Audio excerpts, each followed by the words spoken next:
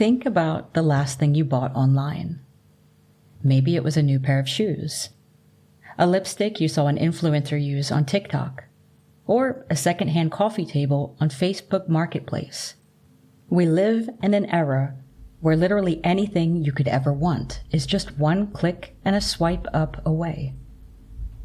But in late 2019, if you were scrolling through Instagram in certain parts of the world, ads for clothing or home decor weren't the only things you might see. You might have seen Instagram stories featuring photos of young women, but the captions didn't list some brand toward the bottom of their pictures. Instead, the woman's height, her weight, her ethnicity, and a literal price tag were what was listed in the caption. It also said, "Clean house, very obedient, $2,500.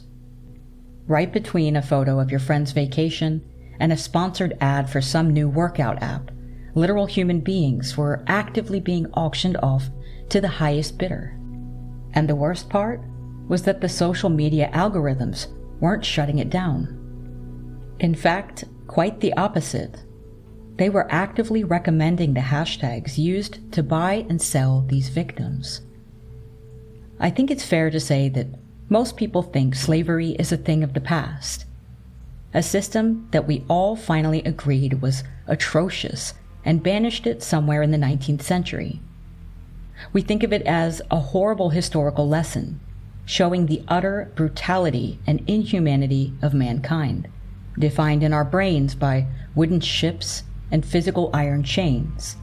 But because we are so busy looking for that specific historical image, we completely miss what is happening right in front of us today.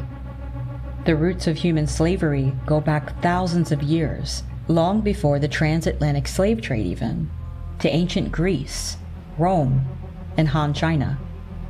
If you lost a war, fell into debt, or if your family faced starvation, you were stripped of your rights and turned into property. And as the centuries moved on, the world eventually legally banned the outright ownership of human beings. Or so that's what it seemed.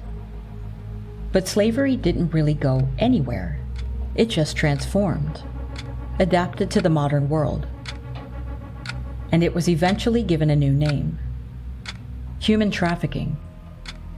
These tactics have evolved, but the essence of this assault on humanity is the same.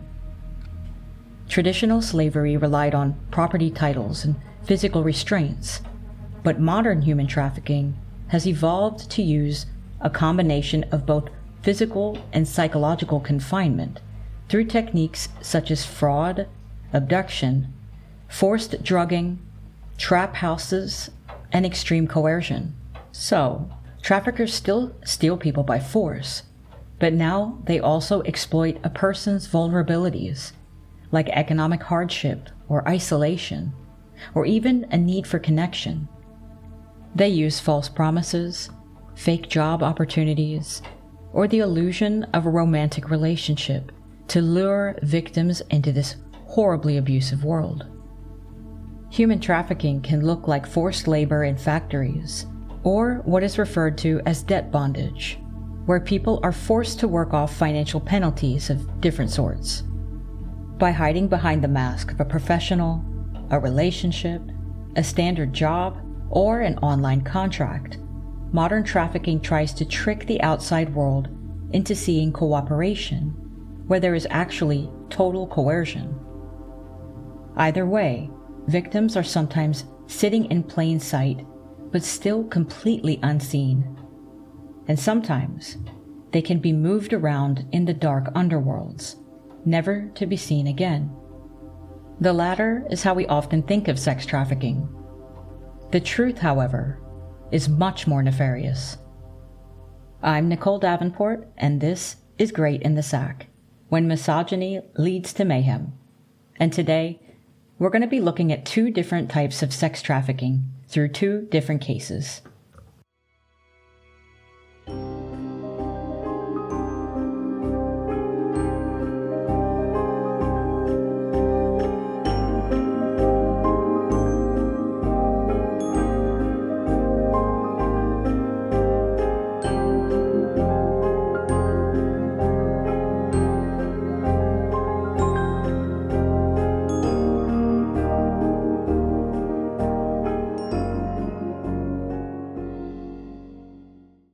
Now, before we get into these cases, it's crucial to remember that exploitation thrives on isolation. If you or someone you know is in a situation where there are feelings of extreme coercion and or the ability to freely leave, please know that you're not alone. And there is confidential help available right now through globalmodernslavery.org. This website, which is called Global Modern Slavery Directory, is an interactive, publicly searchable database of over 2,700 verified organizations and crisis hotlines, operating across more than 190 countries. Its core mission is to bridge international gaps by enabling victims, survivors, and local advocates to instantly locate and connect with specialized safety nets. These services are free, anonymous, and they are there to help you safely figure out your next steps. Content warning: we will be discussing sex trafficking and child sex trafficking in detail. Use discretion when listening. I also want to mention that it's raining like crazy right now, and I record inside my apartment, so it might be able to be heard here and there, but I will try to clean it up in post-editing. And with that, let's get into it.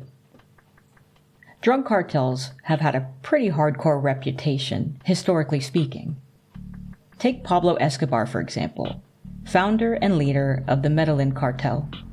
At the sheer mention of his name, my brain is flooded with the images of literal tons of cocaine being smuggled across borders, unimaginable amounts of money, and ruthless violence against anyone who gets in the way. I mean, I automatically think of shows like Narcos or Breaking Bad. Hollywood portrays cartels as these untouchable entities. And the thing is, that portrayal's not wrong. They really are that dangerous. But television shows make us think that cartels only care about moving drugs. After the death of Pablo Escobar, the cartel world became much more sophisticated. The newer cartel syndicates, as they're called, realized that they didn't have to rely on cocaine trade alone. They diversified their business. I mean, drugs can only be sold once. But human lives, hell, they could be sold over and over. But long before the modern cartels, back in the late 1800s and early 1900s, there was a massive organized criminal enterprise called the Zwi Migdal, which operated out of Buenos Aires. The traffickers themselves were Jewish, and they specifically targeted impoverished, marginalized Jewish villages in Eastern Europe. They used that shared culture and language to build instant trust. They'd pose as wealthy suitors, sometimes even staging fake weddings, promising the girls and women a beautiful new life in the prosperous new world of Argentina. But as they say in Star Wars, it's a trap. The moment those ships docked in Buenos Aires, these victims were stuck. Their papers were taken from them, and they were forced directly into a massive network of thousands of brothels. Now, there was a huge social panic surrounding what was happening to these unsuspecting victims, and it's kind of complicated. On one hand, you had genuine reformers like Alfredo Palacios, the very first socialist politician elected in Argentina, who had real, authentic anger over this exploitation, and he fought to stop it. On the other hand, the conservative elite and the media latched on to the crisis to stoke xenophobia, fueling ideas about white slavery to win populist votes, even though it was really only happening to marginalized, impoverished areas. When I read about this, my first thoughts went to these fraudulent ideas of white genocide in South Africa, but also this rising idea of white victimhood all over parts of the world, thanks to grievance and identity politics. But the real push behind this Zwi Migdal was systemic corruption. Just like the cartels we see in the more modern day, this enterprise operated with absolute impunity.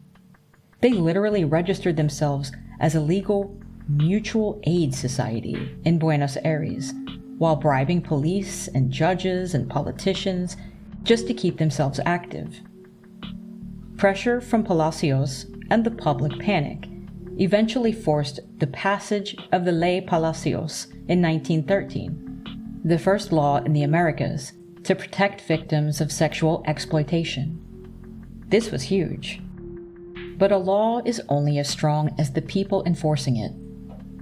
It would take another 17 years before the downfall of the Zwi Migdal, thanks to a survivor named Raquel Lieberman. But that's a whole different story for another day.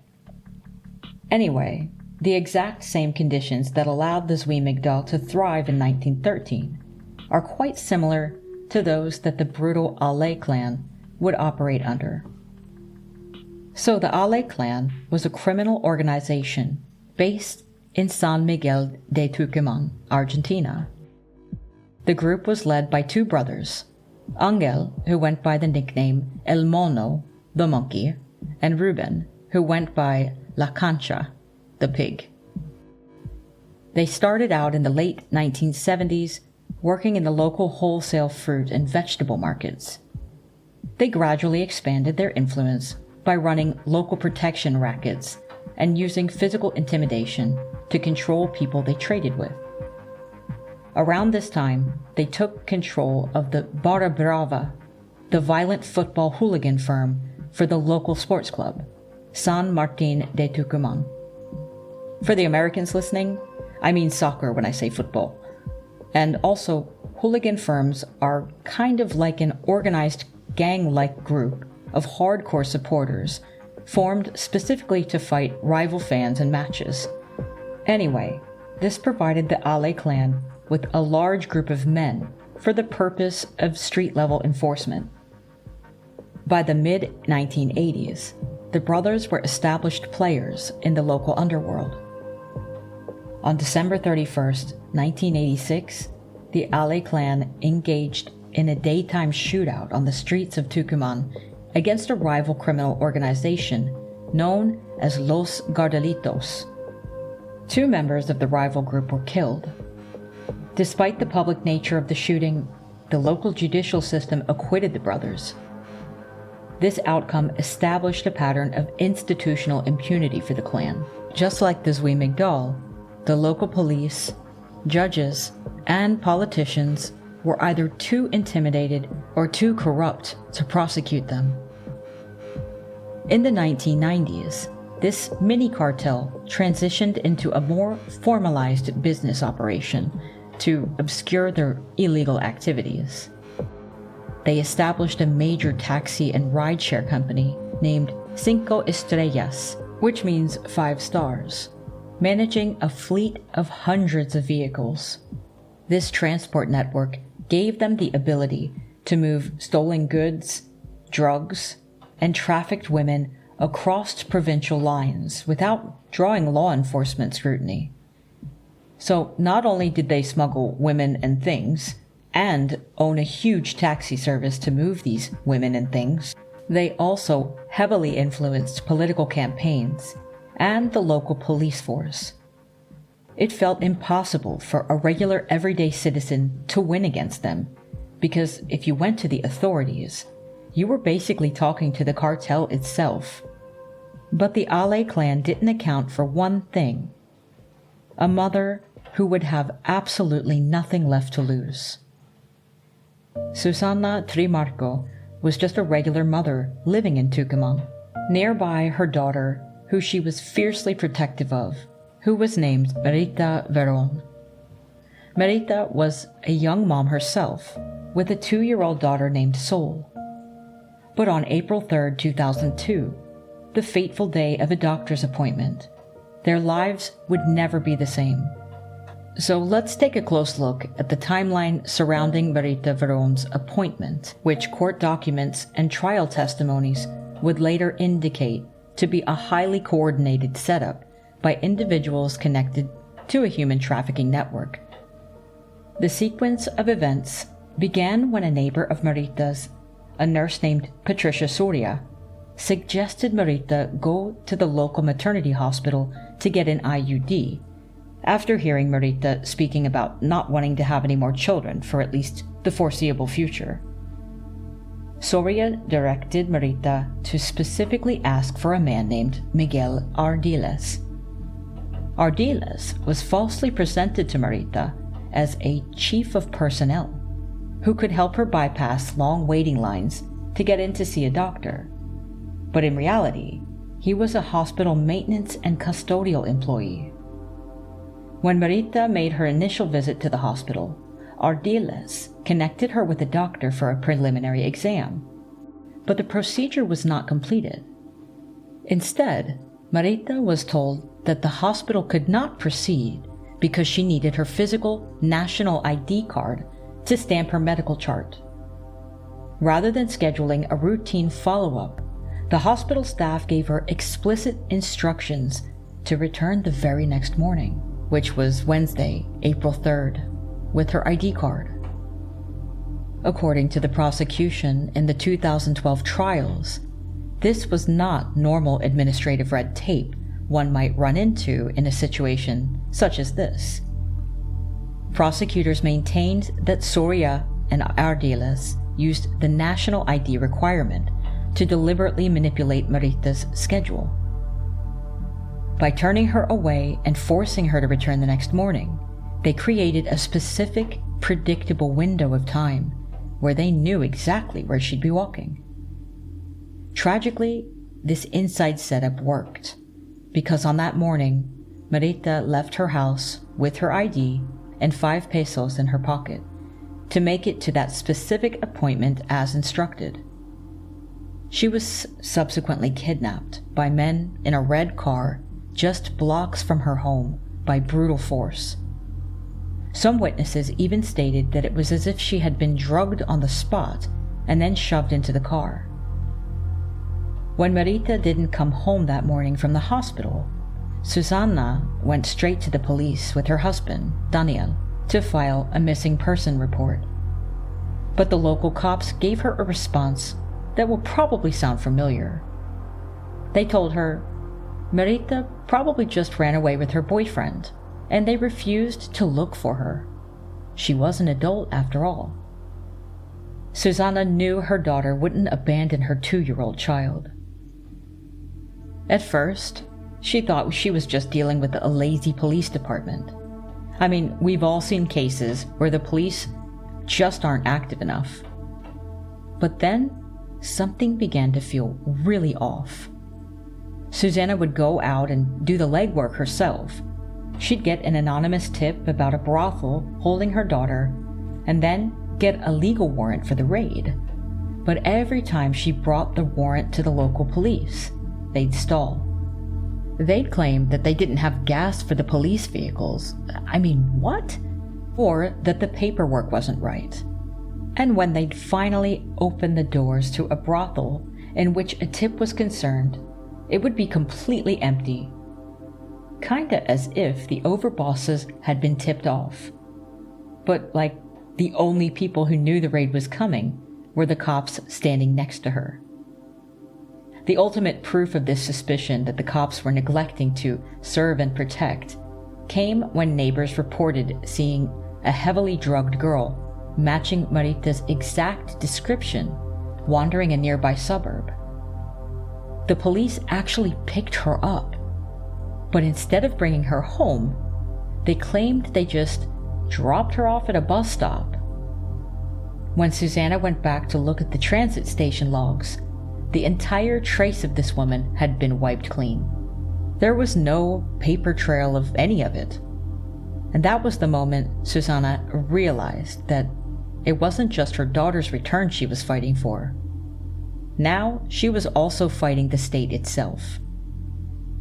By July 2002, 3 months after the disappearance, Trimarco bypassed the compromised local precinct by partnering with a trusted police investigator and family friend, Comisario Jorge Tobar. Comisario in English is commissioner. Utilizing Tobar's official authority, they executed a surprise raid on a suspected brothel called El Desafio in the La Rioja province. Inside the venue, authorities found approximately 60 women held for the purposes of sexual exploitation. Marita was not there, though. Susanna announced to the room that anyone held there against their will should step forward so that they could leave with them. A young woman named Anahi Manacero immediately ran through the crowd and clung to Susanna. Once secured in safety, Anahi provided much-needed intelligence for the case file. She confirmed that Marita had been held captive at that exact location, but had been moved by the syndicate shortly before the raid took place. Anahi lived with Susanna for a period of time where she received legal and psychological support, and she ultimately served as a crucial witness for the state prosecution later. Armed with specific operational details provided by Anahi regarding the interior layout and terminology of the networks, Susanna initiated a series of personal undercover infiltration operations. Because she wasn't yet a publicly recognized figure, she maintained absolute secrecy, even going so far as to hide the operations from her husband to prevent intervention. Her strategy relied on two primary undercover personas. One was dressing as a sex worker to gain access to red light district bars and so-called whiskeyeras in the La Rioja province to observe the women held captive inside these places. The other undercover persona was posing as a wealthy procurer, a madam, looking to purchase or trade women to expand a fictional prostitution business. Through the madam disguise, Susanna gathered the private phone numbers of suspected traffickers, contacting them directly to negotiate prices. In June 2002, she successfully arranged a transaction meeting with a female trafficker. This meeting allowed her entry into a locked safe house holding 12 girls hostage. During the negotiation, the trafficker asked Susanna to specify her preference for minors or adults. When Trimarco requested minors, the trafficker quoted a price of 3,500 pesos, approximately $900 per girl. Susanna exited the premises under the pretense of picking up the funds and immediately contacted Comisario Tobar. The resulting police raid successfully rescued all 12 hostages. In October 2002, Susanna escalated her data gathering operations by traveling into La Rioja alongside 3 Chilean investigative journalists to visually document the ownership and layout of these brothels. During this surveillance operation, guards associated with the trafficking network detected their presence, resulting in a high-speed vehicle pursuit, during which the traffickers unloaded live ammunition at Susanna's vehicle. The intel gathered by Susanna and Comisario Tobar verified that the local syndicates operated via interconnected provincial grids. In 2002 of June, Tobar successfully raided a La Rioja brothel and rescued a woman named Lorena, who had been held in captivity for 18 months. Upon her release, Lorena identified Marita by name and photograph, providing formal testimony that they had been held in the same quarters and confirming the logistical path of the Ale clan's movement of victims. By 2003, the intelligence files indicated that networks extended internationally. Susanna received a targeted tip that a prominent La Rioja suspect, who managed the pipeline sending women to Europe, had moved Marita out of the country. She and Comisario Tobar traveled to Spain to try to track the network. While the international deployment did not locate Marita, the targeted cross-border investigation resulted in federal raids that rescued 25 girls from brothels in Burgos and other Spanish municipalities. 19 of the rescued women were verified to be missing nationals from Argentina and also around Central America. In the earliest phase of these operations, Susanna physically transported rescued women directly into her personal residence in Tucumán to provide immediate safety, medical care, and protection from the corrupt local police.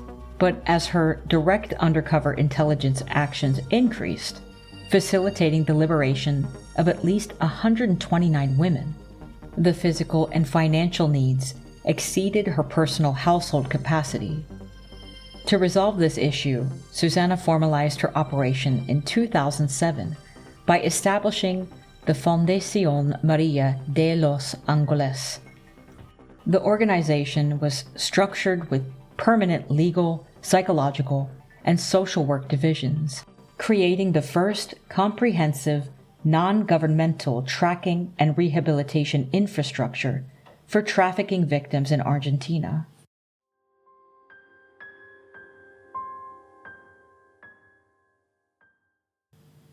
Now, by exposing the inner workings of the network of the Ale clan and the La Rioja brothel owners, Susanna became a target for political and criminal retaliation. Intimidation strategies used by the clan involved frequent, explicit threats directed at her household.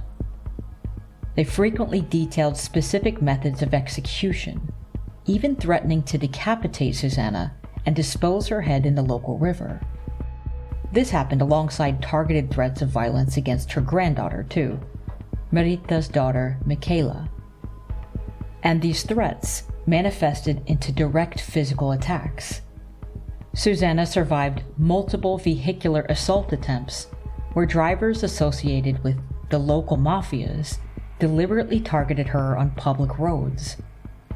In a coordinated escalation, arsonists targeted her primary residence in Tucumán.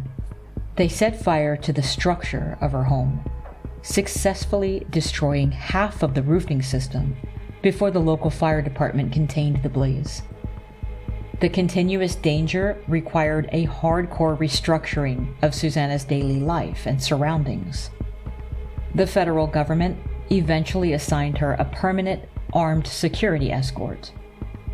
This defensive perimeter extended to her granddaughter as well, who required daily police escorts to travel with her to and from her primary place of education.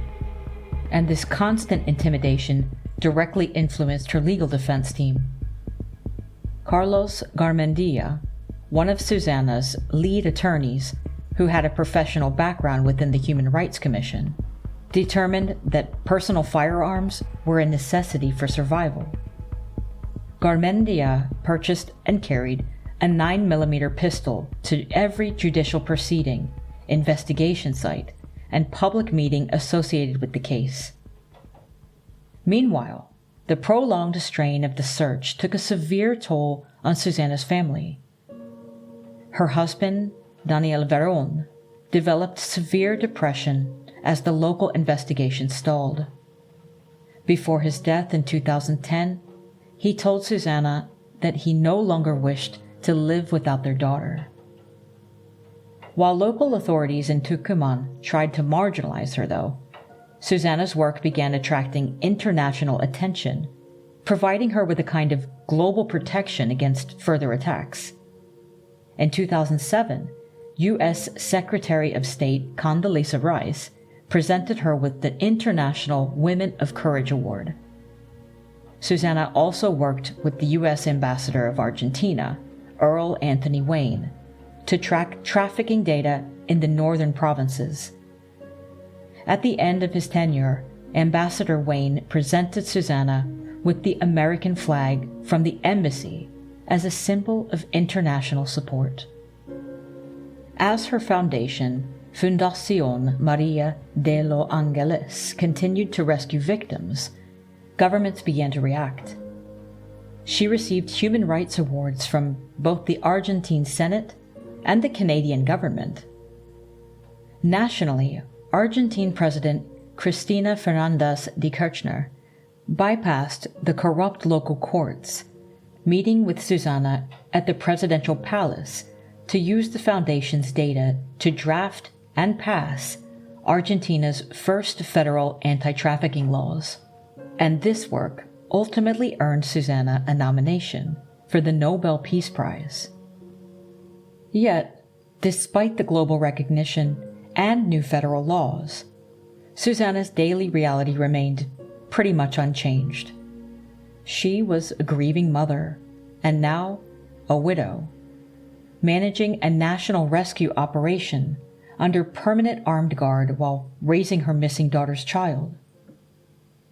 When the formal trial against the 13 accused individuals finally commenced in February 2012 in Tucumán, the proceedings brought the grim realities of the northern trafficking networks into public view.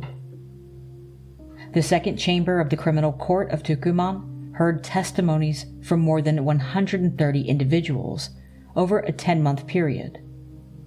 Crucially, this included a dozen women who had been liberated from regional brothels during the multi-year investigations sparked by Susanna. Through the first-hand account of these survivors, the court recorded the explicit details of what victims endured daily once they were captured. Based on this evidence, the appeals chamber officially defined these specific properties in La Rioja as state-sanctioned fronts, which was due to the corruption of the state in its involvement, designed specifically for the systematic confinement and forced prostitution of women. The structure of the network relied on what's referred to as dual identity storefronts.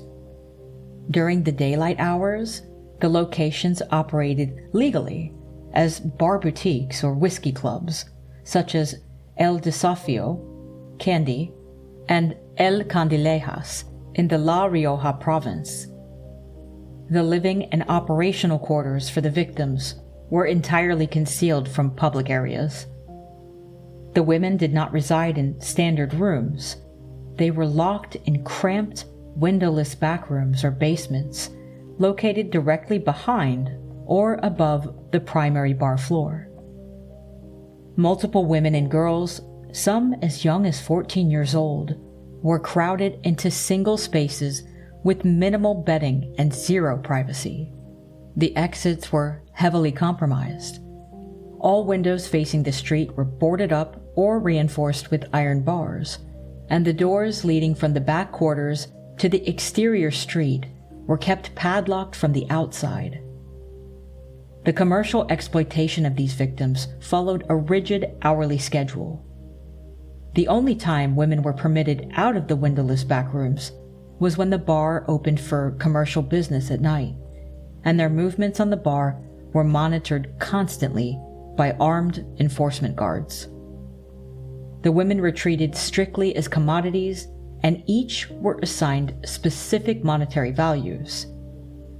They were forced to work continuously throughout the night, servicing clients on a rigorous hourly basis to meet strict minimum quotas set by the managers. All payments were made directly to the bartenders or the brothel madams. The victims never handled the currency. The operators used a manufactured debt system, charging the women insane fees for their forced transportation, daily food, the clothing they were required to wear, and the very rooms they were locked inside. If a woman failed to meet her nightly client quota, the ledger was altered so that her debt expanded, ensuring she could never legally purchase her release. Not that they'd ever really let that happen anyway. To maintain total control over the captive victims, the syndicate implemented a routine protocol of chemical submission. Witnesses testified they were regularly injected with heavy tranquilizers or forced to swallow pills dissolved into alcohol or water. This persistent drugging induced constant neurological disorientation, neutralizing the physical energy required to attempt an escape.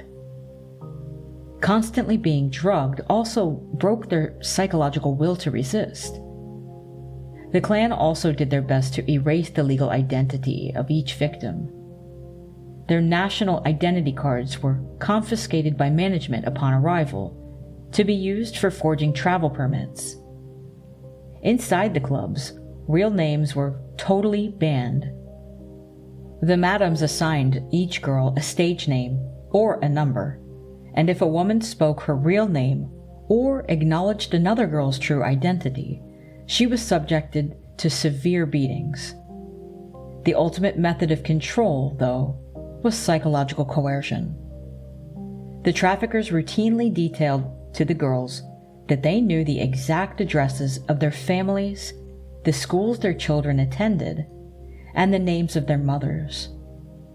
They were explicitly told that any attempt to escape or signal a client would result in the immediate execution or abduction of their children. Because the victims knew the Ale clan operated with total police immunity, the threats were incredibly effective. Because Marita Verón has never physically been recovered, the exact record of her experience inside this system had to rely entirely on the cross-examinations of the women who were trapped alongside her. One of the most vital moments in the 2012 trial came from the victim named Lorena, who had been held captive in a La Rioja brothel for 18 months before her rescue in June 2012, thanks to Susana. For her personal protection against cartel retaliation, Lorena testified from a secured back room, dressed in a leather jacket with her face and hair completely obscured by a black scarf. Lorena provided the court with details that matched the Ale clan's operational patterns. She testified that Marita had been forced to alter her appearance entirely by bleaching her hair blonde and changing her eye color via blue contact lenses to match her falsified transport documents. Lorena recounted that Marita was in a state of permanent profound despair, speaking constantly about her daughter, Michaela, and stating explicitly that she felt she could not survive the isolation away from her. The trial records revealed that because Marita continuously fought back, refused to comply with the hourly quotas, and attempted to resist the brothel managers, she was singled out for extreme physical violence, bearing visible scars from these assaults. Further witness testimonies confirmed the ultimate cruelty of her captivity. One of the primary operators of the La Rioja properties, Jose El Chenga Gomez, targeted Marita for repeated sexual assaults, which directly resulted in a forced pregnancy during her period of confinement before she was moved to another province to evade Susana's raids. Despite the overwhelming volume of witness testimony, the initial conclusion of the trial caused a massive national scandal because on December 11, 2012, the three-judge panel delivered a unanimous verdict that completely acquitted all 13 defendants on all charges, claiming a lack of direct physical evidence linking them to Marita's disappearance. The ruling triggered massive civil protests all across Argentina, forcing the Supreme Court of Tucumán to step in a year later and completely overturn the acquittals. In April 2014, a new judicial panel handed down definitive federal prison sentences to 10 of the core network members. The primary operations of the La Rioja brothels, brothers Jose El Chenga Gomez and Gonzalo Gomez, were each sentenced to 22 years in prison for the aggravated kidnapping and forced prostitution of Marita. The remaining 8 co-conspirators, which included regional actors and enforcers, corrupt police assets, and whatnot, received sentences ranging from 10 to 18 years. Meanwhile, the top leaders of the enterprise, brothers Rubén La Concha Ale and Ángel El Mono Ale, were sentenced to 10 years each for running the criminal organization and money laundering, though they barely saw the inside of a standard prison cell at all.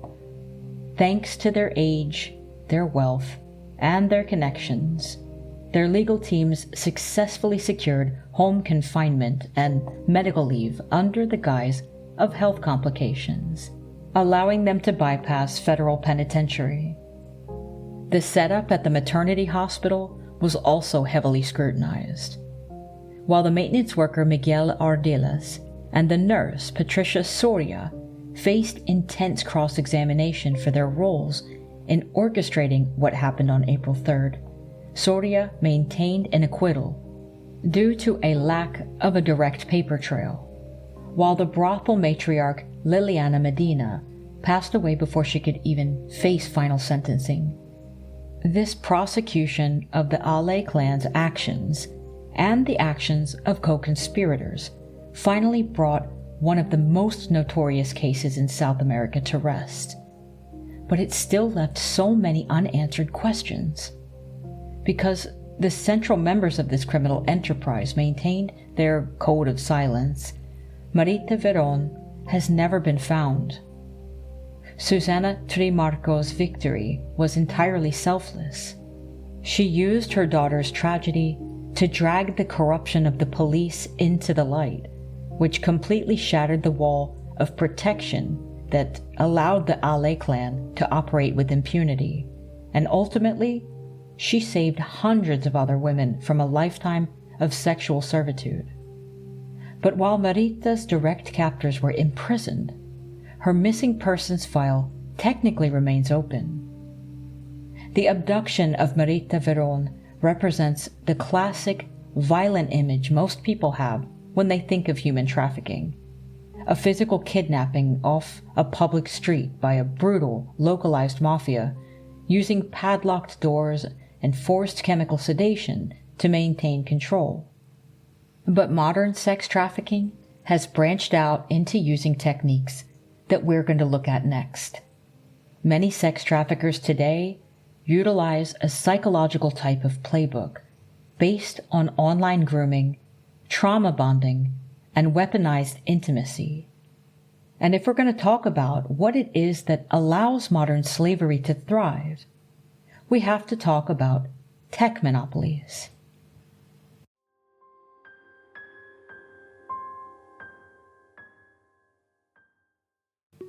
Mark Zuckerberg and his executives at Meta are having a pretty bad time over the last years.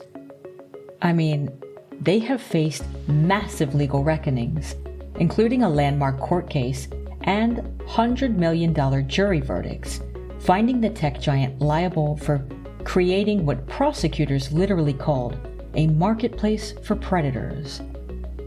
The platform itself functions as its own type of digital human trafficking syndicate, if you think about it. Looking at documented evidence from court filings establishes that Meta had prior notice of the slave markets operating on its apps. As referenced in the beginning of the episode, in 2019, a BBC investigative team documented a booming black market on Instagram where domestic workers were actively bought and sold like property under algorithm-boosted hashtags like #maids4sale. In one specific instance, a photograph of a 16-year-old girl from Guinea was listed on Instagram with a literal price tag of $3,800. The definitive proof that leadership within Meta knew about this surfaced through internal communications leaked in the Wall Street Journal's Facebook files, which revealed that Apple threatened to completely pull Facebook and Instagram from the App Store in 2019 due to rampant human trafficking and slavery on the applications, while Meta scrambled to remove the specific hashtags to satisfy Apple's compliance demands, which, if you think about it, weren't too out of this world, right? Internal logs proved that the corporate executives knew their automated enforcement mechanisms were failing to stop the trafficking pipeline. Recent unsealed internal communications from multi-state lawsuits expose that Zuckerberg directly prioritized platform growth and profit margins over human safety. Big surprise, right? When Meta safety teams presented a formal proposal to hire additional staff and scale up safety protocols to decrease severe exploitation risks towards teenagers, Zuckerberg personally stepped in and rejected the budget increase requests. Furthermore, unsealed court filings revealed a corporate policy dubbed the 15 times rule, exposed that Meta deliberately chose not to terminate or ban accounts that had been flagged up to 15 separate occasions for direct involvement in human trafficking, which allowed known predators to remain operational on the platform. Rather than redesigning the platform after the 2019 slave market scandal, Meta left its predatory recommendation algorithms fully active. Legal filings from Houston, Texas, pioneered by attorney Annie McAdams on behalf of multiple Jane Doe survivors, demonstrate how these exact features were weaponized against minors. The lawsuit established that Instagram's algorithms actively facilitated trafficking by using the people you may know and friend recommendation features to connect vulnerable teenage girls literally directly to local exploitation networks, while traffickers utilized Instagram stories to advertise victims and direct messages to negotiate sex acts. When Meta attempted to dismiss these lawsuits by citing Section 230 of the Communications Decency Act, the Texas Supreme Court ruled unanimously against the corporation, stating that the Communications Decency Act does not create a lawless no man's land, allowing internet giants to knowingly participate in the evil of online human trafficking.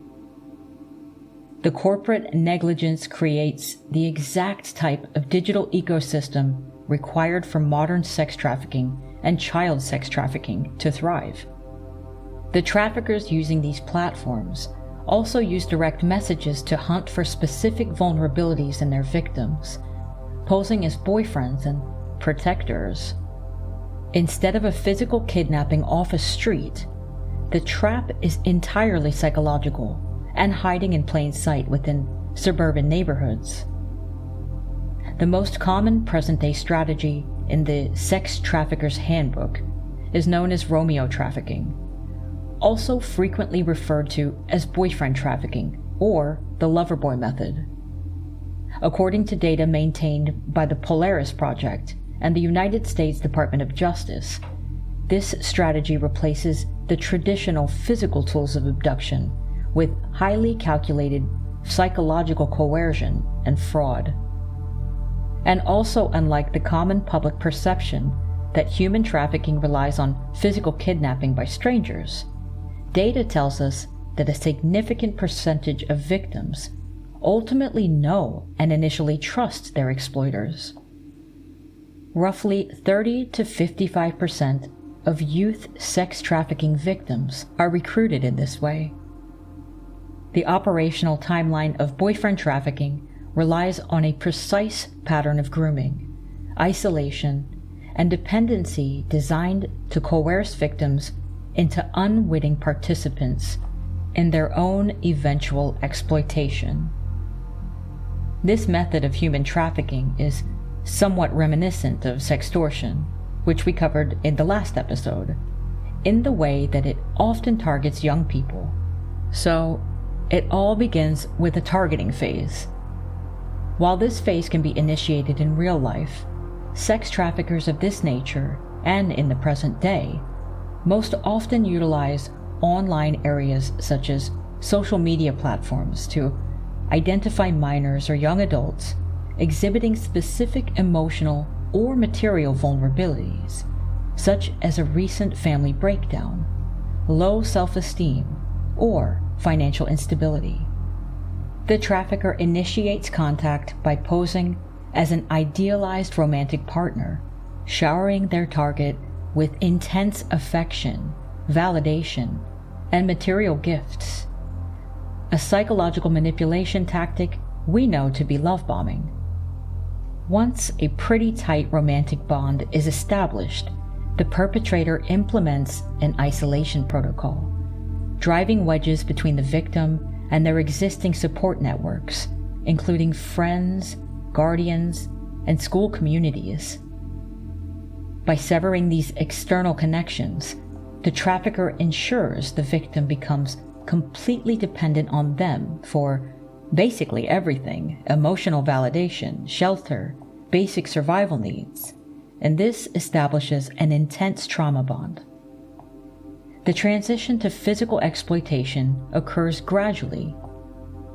The trafficker will manufacture a sudden, catastrophic financial crisis, claiming a massive debt or a business failure, even a threat to their personal safety, and appeal to the victim's romantic loyalty, asking them to engage in commercial sex acts just this once to secure their collective future. Because the victim's reality has been so distorted through the grooming process, they frequently perceive this initial exploitation as a voluntary choice made to support a partner that they love. But once the boundary is crossed, the behavior becomes normalized, and the trafficker assumes the role of a manager or pimp, confiscating all earned funds under the pretense of saving for shared domestic goals.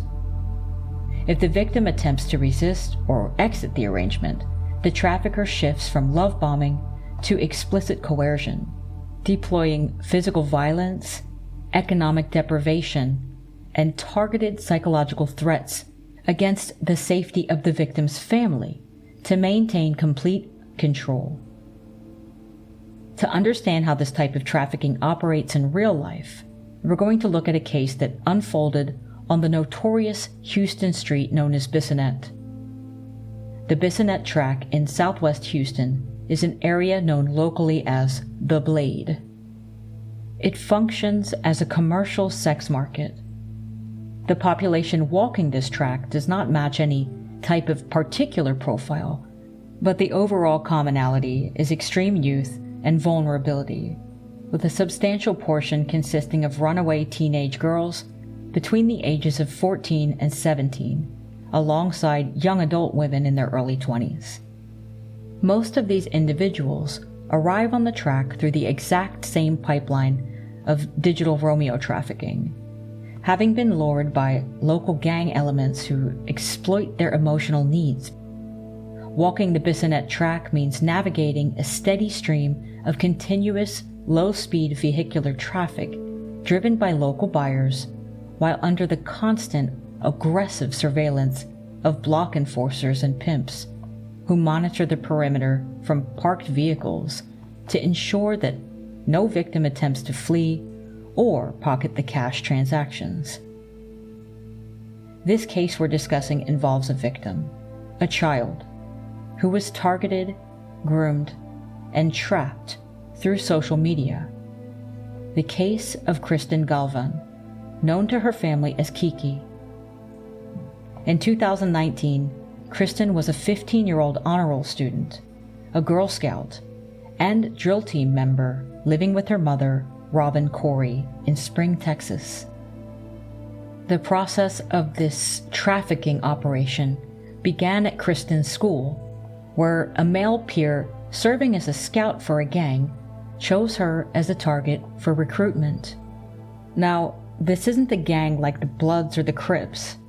It is strictly a sex trafficking ring, or one could call it a syndicate. Following this identification of Kristen, gang members initiated contact via Instagram, making sure to leave no connection between the scouter at the school and them. They did this by engaging Kristen using a group of local teens and young adults who hung around the gang. They didn't threaten her. They didn't need to. They befriended her. One person in the group posed as a boyfriend figure. They began inviting her to weekend parties, offering her rides, and telling her how beautiful she was. They slowly convinced her to start slipping away from her mother's house for short periods of time to hang out with them, and invited her to local social gatherings. This digital grooming process successfully isolated Kristen from her social network. Robin noticed Kristen's grades dropping and her behavior changing. But the moment she knew Kristen was in real trouble came with a phone call while she had been away from home for a few days. On the call, she enthusiastically told her mom that her new friends had bought her a brand new expensive designer purse. So this is a textbook grooming technique.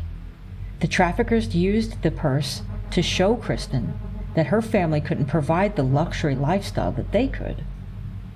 They were creating a false sense of security, showing her that they were generous friends who cared about her. Robin immediately recognized this as a huge red flag. She told Kristen, "Nobody gives someone an expensive purse for free. They're going to want something in return. You need to come home right now." But Kristen didn't understand the danger of the situation. I mean, she was only 15. Shortly after that purse exchange, the group handed Kristen directly over to a piece of shit man named Arian Jackson. The moment she entered his apartment, which was the trap house, the luxury illusion vanished instantly. These friends disappeared.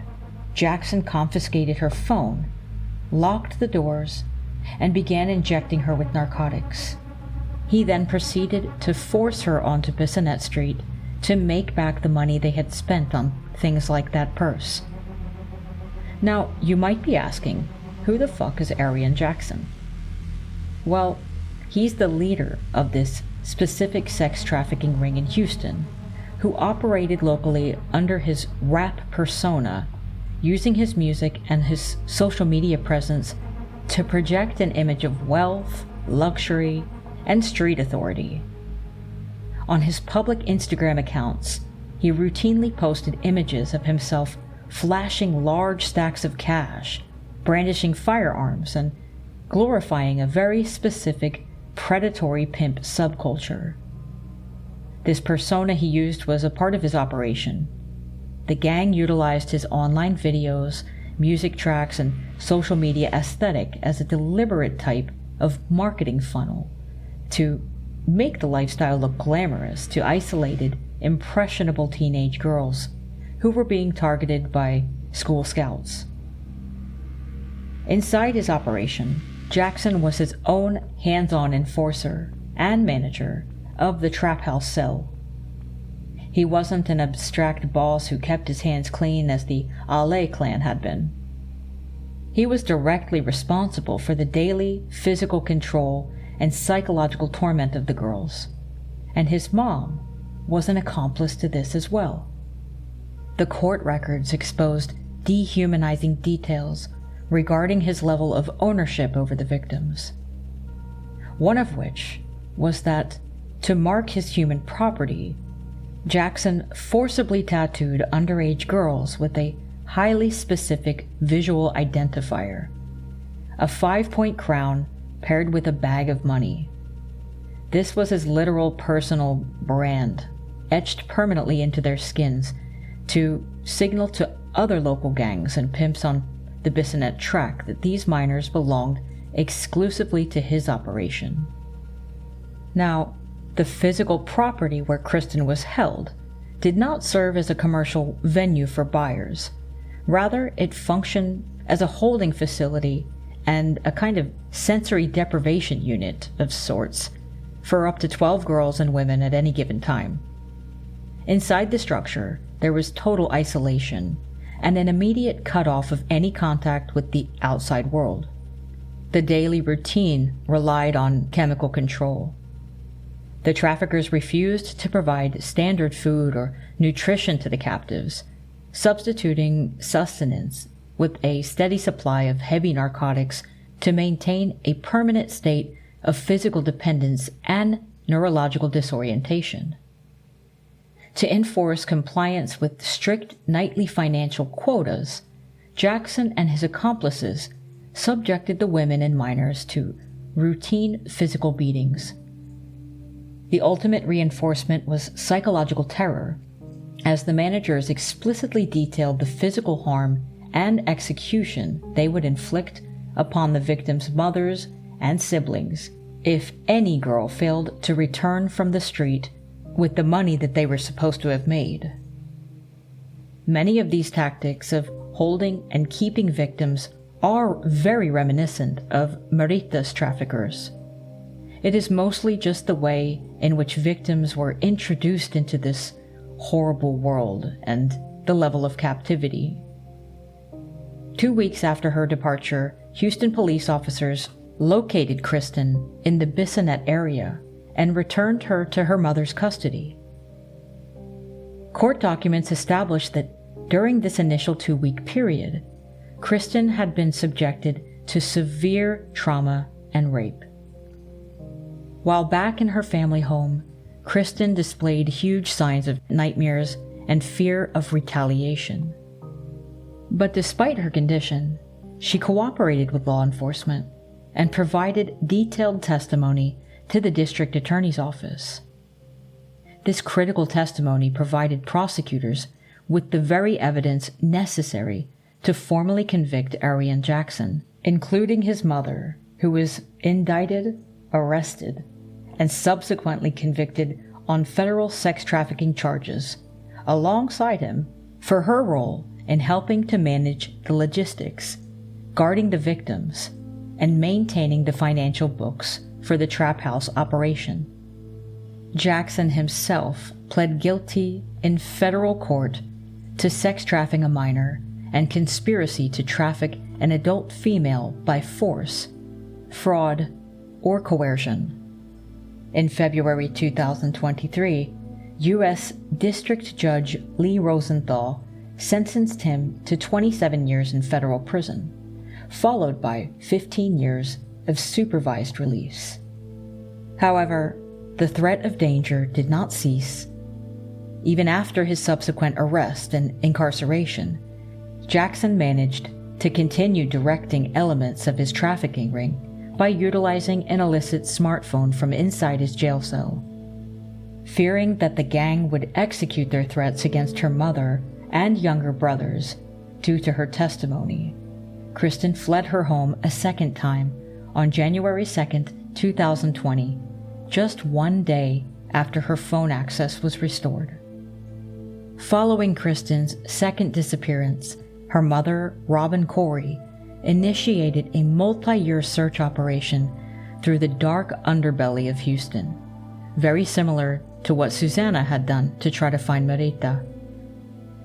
Corey hired private investigators, utilized disguises to monitor the Bissonnette track, and tracked gang-affiliated social media accounts.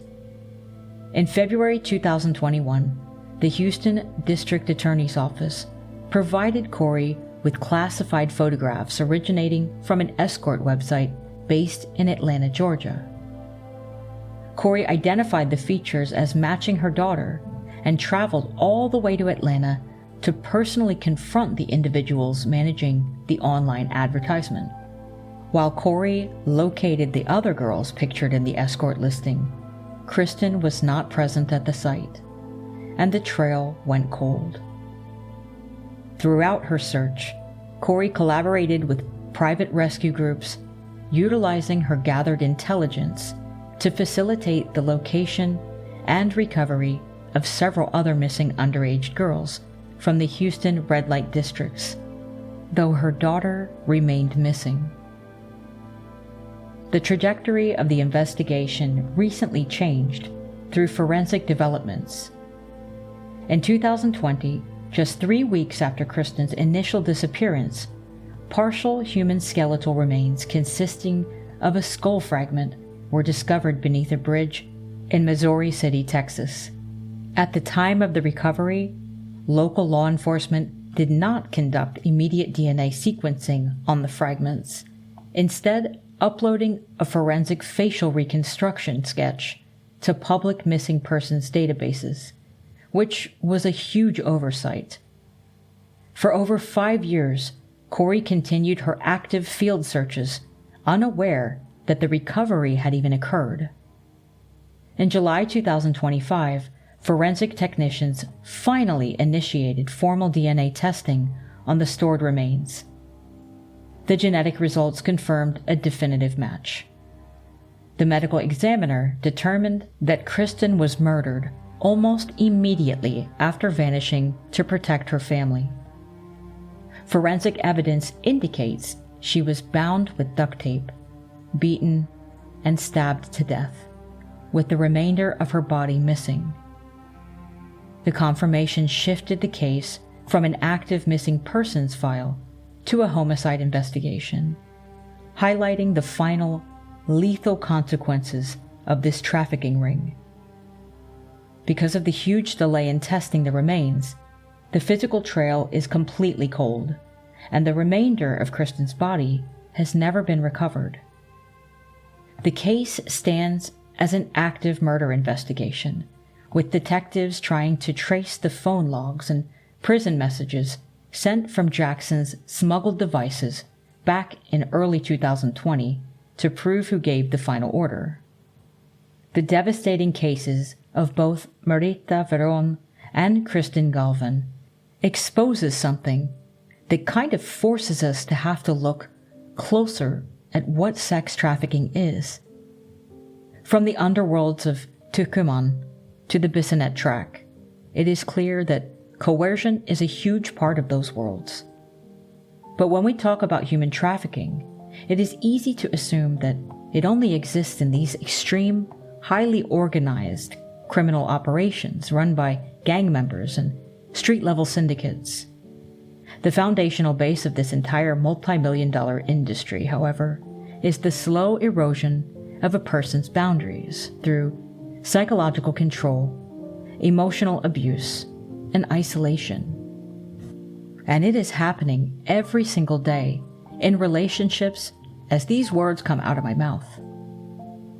Coercion in relationships is incredibly common, and it most frequently targets women. It operates on the exact same psychological playbook as a lot of human trafficking tactics do, designed to systematically break a person's autonomy, will, and soul until they maybe believe that they are making a free choice when they're actually just trapped in a survival strategy. This behavior doesn't require a criminal syndicate to be dangerous. We see milder yet deeply destructive forms of trafficking and sexual servitude occurring between everyday partners without any exchange of money, driven purely by a partner's desire for control. Women are routinely coerced through financial abuse, tech exploitation, and emotional manipulation into online adult webcam modeling, content creation, or non-consensual sexual acts, trapped under the threat that if they leave, they will lose their housing, their financial security, or even their children. If you or someone you know is navigating a relationship where love has been replaced with isolation, where financial access is used as a weapon, or where boundaries are constantly crossed or ignored through use of fear, please know that you're not alone, you're not crazy, and it's not your fault. GlobalModernSlavery.org is a completely confidential, free resource available to anyone facing exploitation, whether it looks like an invisible trap or a physical lock on a door. As of the day I'm recording this episode, the whereabouts of Marita Verón are still unknown. Kristen Galvan's voice was silenced through her murder. Whether it's on the street, on our screens, or within the dynamics of our relationships, there is a constant, never-ending risk for women and girls. And until the day where things finally change, we must look out for each other. Sorry to end on such a sobering note, and I thank you so much for listening. And as always, stay vigilant, stay vocal, because silence is complicity. See you next time.